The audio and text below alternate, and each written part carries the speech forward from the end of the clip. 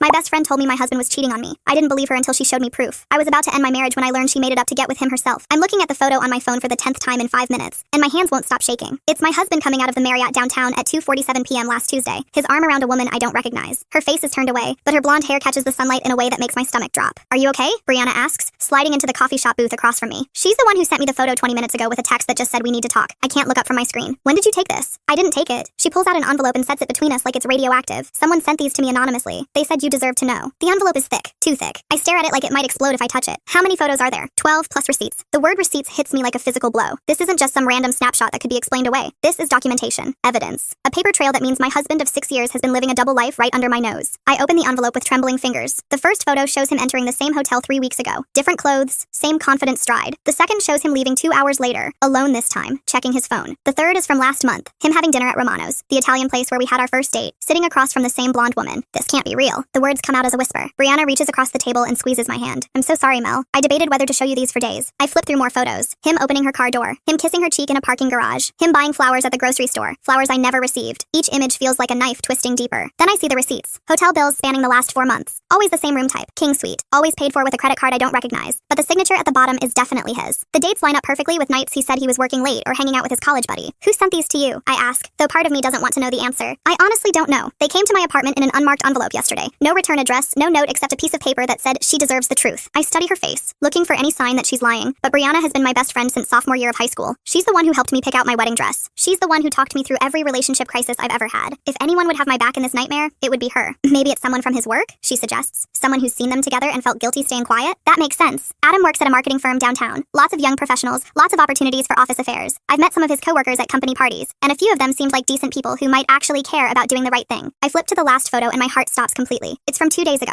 Tuesday night, when he told me he was having drinks with his college roommate. But here he is, walking into a restaurant with her, his hand on the small of her back in a gesture so intimate it makes me nauseous. I need to confront him, I say, shoving the photos back into the envelope. Wait, Brianna grabs my wrist. You need to think about this strategically. If you go in there emotional and accusatory, he'll just deny everything or turn it around on you. You need to be smart. She's right, but every cell in my body is screaming for immediate action. I want to drive home right now and throw these photos in his face. I want to watch him try to explain his way out of this mountain of evidence. What do you think I should do? Document everything first. Make copies of all this stuff. Take photos of the photos with your phone in case he tries to destroy them. Then decide if you want to hire a private investigator or just confront him directly. The practical advice helps calm the storm in my head slightly. Brianna has always been the logical one between us. The one who thinks 3 steps ahead while I'm still reacting to step 1. Should I call a lawyer? Probably. Especially if you're thinking about divorce. These photos could be really important for asset division depending on what your prenup says. We didn't sign a prenup. We were too young and too in love and too naive to think we'd ever need one. The house is in both our names, the cars, the savings accounts. Everything is tangled together in a way that's going to make this incredibly messy. I can't believe this is my life right now, I say, staring at the envelope like it contains my death sentence. I know, but you're strong enough to get through this, and you're not alone. I look up at her, this woman who's been my closest friend for over a decade, and feel a wave of gratitude mixed with devastating sadness. She dropped everything to meet me here. She's the one person I can trust to help me navigate this disaster. How long do you think this has been going on? I ask. Based on the oldest receipt, at least 4 months, but it could be longer. 4 months, a third of the year. All those nights he came home late. All those weekend trips he took for work. All those times he seemed distracted or distant. I thought we were just going through a rough patch. The kind of thing that happens to every couple after the honeymoon phase wears off. I was so stupid. What if he's in love with her? The question comes out broken, barely audible. Brianna's expression softens. Then you deserve someone who's in love with you. That's when the tears finally come. Not the angry, betrayed tears I expected, but something deeper and more crushing. Grief for the marriage I thought I had. Grief for the future I thought we were building together. Grief for the version of myself that woke up this morning still believing her husband was faithful. I don't know how to do this, I admit. 1 step at a time. First, we make copies of everything. Then you go home and act normal while you figure out your next move. Don't give him any reason to suspect you know until you're ready. The idea of sitting across from him at dinner tonight, pretending everything is fine while these images burn in my memory, makes me want to throw up. But she's right. I need to be strategic, not emotional. Can you come over tonight? I don't think I can face him alone. Of course. I'll bring wine and we can go through everything again, make sure we didn't miss any details. I slide the envelope into my purse and stand up on unsteady legs. Outside the coffee shop window, people are walking by living their normal lives, completely unaware that mine just imploded. I envy them more than they could possibly know. Walking to my car, I can't stop thinking about how Brianna and I ended up here. We met during sophomore year orientation at State, 2 scared kids from small towns who got randomly assigned as roommates. She was studying psychology while I was drowning in pre-med courses I'd eventually abandoned for graphic design. When I started dating Adam junior year, she was the first person I called to analyze every text message and dissect every date. He's different, I remember telling her after Adam and I had been together for 3 months. We were sprawled across her bed eating leftover pizza and painting our nails. Like, he actually listens when I talk about my family drama instead of just waiting for his turn to speak. Brianna had smiled, but something in her expression seemed forced. That's great, Mel, you deserve someone who pays attention. Looking back now, I wonder if that was the first crack. At the time, I thought she was just being protective the way best friends are supposed to be. She'd been burned by a string of terrible boyfriends and had sworn off dating entirely by senior year. I'm focusing on grad school applications, she'd said whenever I tried to set her up with Adam's friends. Relationships are just distractions right now. But she never seemed distracted when Adam was around. In fact, she lit up in a way I'd never seen before. She'd laugh harder at his jokes, argue more passionately about movies and books, stay up later when he hung out in our apartment. I thought it was sweet that my boyfriend and best friend got along so well. After graduation, Brianna moved back home for a year to save money before starting her master's program in clinical psychology. Adam and I got an apartment together across town from the university, and suddenly we were playing house like real adults. He landed his first marketing job, I freelanced while building my portfolio, and everything felt perfectly on track. Brianna visited constantly that first year. She'd drive 2 hours every other weekend, crash on our couch, and the three of us would fall back into our old college routine of late-night conversations and terrible reality TV marathons. Adam never complained about having a permanent house guest. If anything, he seemed to enjoy the dynamic. Your friend is really smart, he'd tell me after she left. Like scary smart. She picks up on things most people miss. I was proud of how well they got along. Some of my other friends had boyfriends who barely tolerated their female friendships, but Adam actively encouraged mine. He'd even suggest inviting Brianna to group dinners or weekend trips. When he proposed 2 years later, Brianna was the first person I called. She screamed so loud I had to hold the phone away from my ear, then immediately started planning my bachelorette party and engagement celebration. She threw herself into wedding planning with an intensity that surprised me. This has to be perfect, she kept saying. You only get one shot at the perfect wedding. She helped me try on dozens of dresses, taste-tested catering options, and spent hours researching vendors. When I got overwhelmed by all the decisions, she'd take over completely, making spreadsheets and timeline charts that would have impressed a professional coordinator. Are you sure you're not secretly in love with wedding planning? I joked one day when I found her reorganizing my entire wedding binder. I just want everything to be amazing for you, she said, not looking up from her color-coded seating chart. You deserve the best day ever. The wedding was perfect, largely thanks to her obsessive attention to detail. She gave the most beautiful maid of honor speech about friendship and finding your person, and how love transforms you into the best version of yourself. There wasn't a dry eye in the room, including Adam's. After the honeymoon, life settled into a comfortable rhythm. Adam and I bought the house, adopted a dog, started talking about kids. Brianna finished her master's degree and got a job at a private practice downtown, only 15 minutes from our place. Sunday dinners became a tradition, with her bringing wine and dessert while I cooked and Adam grilled. Those dinners were my favorite part of the week. The three of us would sit around our kitchen table for hours, talking about everything and nothing. Brianna would update us on her patients, without breaking confidentiality, obviously. Adam would complain about his boss, and I'd share whatever creative project was consuming my life that month. You guys are like the family I chose, Brianna said one night last spring, slightly tipsy from the bottle of wine we had. I don't know what I'd do without you. Adam had smiled and raised his glass. To chosen family. Looking back, I'm wondering how many of those perfect moments were actually perfect. Was I so busy feeling grateful for the harmony that I missed the undercurrents? Did I not notice the way Brianna's eyes lingered on Adam when she thought I wasn't looking? Did I ignore the fact that she never dated anyone seriously after college, despite being beautiful and brilliant and funny? There were little things that seemed normal at the time, but feel weird now. Like how she always remembered Adam's favorite foods and would bring them to dinner. How she'd text him directly instead of going through me when she wanted to make plans. How she seemed to know his work schedule better than I did sometimes. Adam mentioned you guys had that big presentation today, she'd say when I'd call her after work. How did it go? I'd be confused because I didn't even know about any presentation, but I'd brush it off. They were friends. Friends talked. It was healthy that my husband and best friend had their own relationship, but now I'm wondering if their relationship was more than friendship. Not necessarily romantic, but something deeper and more complicated than I understood. Maybe she's been in love with him for years, and I've been too trusting and naive to see it. My phone buzzes with a text from Adam. Working late again tonight? Don't wait up for dinner. The casual cruelty of that message, coming right after everything I've learned today, hits me like a slap. He's probably with her right now, making plans for their next hotel room rendezvous while I sit here drowning in evidence of their affair. I screenshot the text and add it to a new folder on my phone labeled Evidence. Brianna is right. I need to document everything if I'm going to survive this with my dignity and finances intact. But first I need to go home and pretend everything is normal for one more night. The next morning, Brianna calls before I'm even out of bed. How did last night go? Was he suspicious? I don't think so, but this is harder than I thought it would be. That's normal. Listen, I've been thinking about our strategy. I think we need to move faster. What do you mean? The longer you wait to confront him, the more chances he has to cover his tracks or gaslight you into doubting what you've seen. Men like Adam are masters at manipulation. The certainty in her voice should be comforting, but something about it makes me uneasy. How does she know so much about what men like Adam do? But you said yesterday I should wait until I'm emotionally ready. That was before I realized how calculating he is. Did you see the way he watched you last night? He's studying your reactions, looking for weaknesses. You need to strike before he figures out what you know. I think back to dinner, trying to remember if Adam seemed particularly observant. He asked normal questions, made normal conversation. If he was studying me, I missed it completely. I'm not ready for a confrontation yet. I need more time to process. Mel, you don't have time. Every day you wait gives him more opportunities to manipulate the situation. Trust me on this. The pressure in her voice makes my chest tight. Yesterday she was telling me to be careful and strategic. Today she's pushing me to move immediately. Can we meet for coffee this afternoon? I need to talk through this in person. Actually, I think you should confront him today, while you're still angry and before you lose your nerve. Brianna, I said I'm not ready. Fine. Her tone shifts, becoming cooler. But don't say I didn't warn you when he starts turning this around on you. After we hang up, I sit in bed feeling confused. My best friend is supposed to be supporting me through this crisis, not pressuring me into actions I'm not comfortable with. I spend the morning trying to work, but my phone buzzes constantly with texts from Brianna. Have you thought more about what I said? The longer you wait, the harder this gets. You're stronger than you think. You can do this today. The constant messages feel overwhelming rather than supportive. I turn my phone to silent and try to focus on work, but my hands are shaking. Around noon, Brianna shows up at my door uninvited. You're not answering my texts. I'm trying to work. Mel, we need to talk. She's already walking past me into the living room. Something about her energy feels different today. More intense, more urgent. I've been doing research on infidelity patterns, she says, settling onto my couch without being invited. Men like Adam follow predictable scripts. Right now, he's in the honeymoon phase where he's being extra attentive to throw you off the scent. He brought me flowers yesterday. Exactly. Classic guilt behavior. He's love bombing you to keep you from getting suspicious. The term love bombing sounds clinical and ominous. Where are you getting all this information? Psychology journals, case studies. Mel, I've seen this pattern dozens of times. The longer you wait to confront him, the deeper he'll pull you into his web of lies. But yesterday you said, yesterday I was being overly cautious. After thinking about it more, I realized that approach protects him, not you. The flip in her position makes my head spin. Yesterday she was coaching asking me to be strategic and careful. Today, she's pushing for immediate action with an urgency that feels almost frantic. I need more time to think. You don't have time. Brianna stands up abruptly and starts pacing. Do you know what happens to women who wait too long? They get manipulated into believing it's their fault. They get gaslit into thinking they're imagining things. I'm not losing my power by taking a few days to process. Yes, you are. Every moment you pretend everything is normal, you're giving him ammunition to use against you later. The pressure in her voice is making me anxious. This doesn't feel like support anymore. It feels like coercion. Brianna, I appreciate everything you've done, but I need to handle this at my own pace. Your pace? She stops pacing and stares at me. Mel, I'm the one who brought you this evidence. I'm the one who's been supporting you through this crisis. I think I've earned the right to give you advice. The way she says earned the right sends a chill down my spine. Since when does friendship work on a debt system? Of course you can give me advice, but pushing me to do something I'm not ready for isn't helpful. Not helpful? Her voice rises. I've spent days holding your hand through this emotional breakdown. I've canceled my own plans to be here for you. And now you're telling me I'm not being helpful? The outburst is so unexpected that I take a step backward. In 15 years of friendship, I've never seen Brianna lose control like this. I didn't mean, you know what? Maybe you deserve what's happening to you. Maybe you're too weak to handle the truth about your marriage. The words hit like a slap. My best friend just told me I deserve to be cheated on. I think you should leave. Fine, but don't call me crying when Adam convinces you that you're imagining everything. She grabs her purse and storms toward the door, then turns back with an expression I've never seen before. You have no idea how lucky you are, Mel. Some of us would do anything to have what you're throwing away. The door slams behind her, leaving me standing in my living room, trying to process what just happened. My best friend just had a complete meltdown because I won't confront my cheating husband on her timeline. Something about that reaction feels deeply wrong. The ominous tone makes my skin crawl. What exactly is she implying will happen if I take space from her? That night, I lie awake thinking about everything that's happened. The photos, Brianna's pressure to act immediately, her emotional outburst when I refused, her strange possessiveness over my decisions. Something feels fundamentally wrong. Around 3 a.m., I get up and retrieve the manila envelope from my hiding place. I spread the photos across the kitchen table and study them under the bright overhead light. That's when I noticed something I missed before. In one of the photos, the timestamp shows 2:47 p.m. on a Tuesday, but Adam was in a client meeting that afternoon. I know because I called his office and his assistant said he was unavailable until after 4. I grab my laptop and check our shared calendar. Sure enough, he had a meeting with the Morrison account from 2 hour to 4 hour p.m. that day. The timestamp has to be wrong. I look at another photo. This one shows him leaving the hotel at 11:30 a.m. on a Thursday, but that Thursday was when we went to couples therapy together. Our appointment was at 11 a.m. and we grabbed lunch afterward. I was with him that entire morning. My hands start shaking as I check more photos against our calendar, our text history, my own memories. Photo after photo shows Adam in places he couldn't have been, at times when I know exactly where he was. Every single timestamp is wrong, which means either the photos are fake or someone has been very carefully constructing evidence of an affair that never happened. The house feels like a crime scene. Every surface holds memories that now feel contaminated. The couch where we watched Netflix last weekend, the kitchen table where he kissed me goodbye this morning, the wedding photos lining the hallway, all those smiling faces that belonged to people who believed in something that apparently never existed. Our dog Buster greets me at the door with his usual enthusiasm, completely oblivious to the fact that his world is about to implode too. I scratch behind his ears and wonder if dogs can sense when their humans are falling apart. I'm sitting on the living room floor with the manila envelope spread around me when Brianna arrives at 7 with a bottle of wine and Thai takeout. She takes one look at my face and immediately drops to the floor beside me. How are you holding up? I keep finding new details that make it worse. I point to one of the photos. Look at his hand placement. This isn't some casual business dinner or innocent friendship. This is intimate. She studies the image and nods grimly. Have you thought about how you want to handle tonight when he gets home? I honestly don't know if I can look at him without breaking down completely. Brianna opens the wine and pours us both generous glasses. Maybe you should stay at my place tonight. Give yourself some time to process before you have to face him. The suggestion is tempting, but something inside me rebels against it. No, this is my house too. I'm not going to be the one who runs away. Okay, but promise me you won't confront him tonight. Not when you're this emotional and he has time to prepare his defense. She's right. But every fiber of my being wants to scream the truth at him the second he walks through the door. I want to watch his face when he realizes I know everything. I want to see him try to explain away months of lies and deception. What if he can tell something's wrong? What if I give it away without meaning to? Then we practice. Brianna sets down her wine and looks at me seriously. We're going to roleplay this conversation until you can handle it without falling apart. For the next hour, she pretends to be Adam coming home from work while I practice acting normal. It's harder than I expected. Every casual question feels loaded with hidden meaning. How was your day? Becomes an opportunity to ask about his mysterious coworker relationships. What did you do at work? Becomes a trap to catch him in lies about his afternoon activities. Are you hungry?